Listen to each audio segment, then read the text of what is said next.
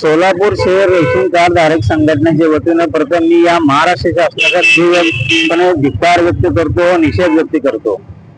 कारण वर्षानुवर्ष चालत आलेले महाराष्ट्रात गोरगरीब हा रेशन धान्यावर त्याचं पोट चालत असतो, त्याचं कुटुंब चालत असतो. लाखो करोडो लोकांचं या रेशन धान्यावर त्यांचं कुटुंब चालतो. परंतु शासन एकीकडे म्हणतो की कुठेही धान्य घ्या, एक ration one nation one ration म्हणतो. परंतु सगळ्यांच्या इकडे धान्य बंद करायचं एकीकडे आणि दुसरीकडे कुठेही तुम्ही रेशन घ्या म्हणून असं लोकांची दिशाभूल करायचं. हा महाराष्ट्र शासनाचं संपूर्ण महाराष्ट्र नागरिकांचं शुद्ध फसवणूक आहे. 1 तारखेपासून ज्यांच्याकडे 100 स्क्वेअर फूट स्वतःची जमीन आहे, पक्के घर आहे किंवा जे इन्कम टॅक्स भरणार आहेत किंवा ज्यांचं स्वतःची गाडी आहे, त्या सगळ्यांचे रेशन कार्ड बंद करणार आहे या महाराष्ट्र शासनाच्या वतीनं.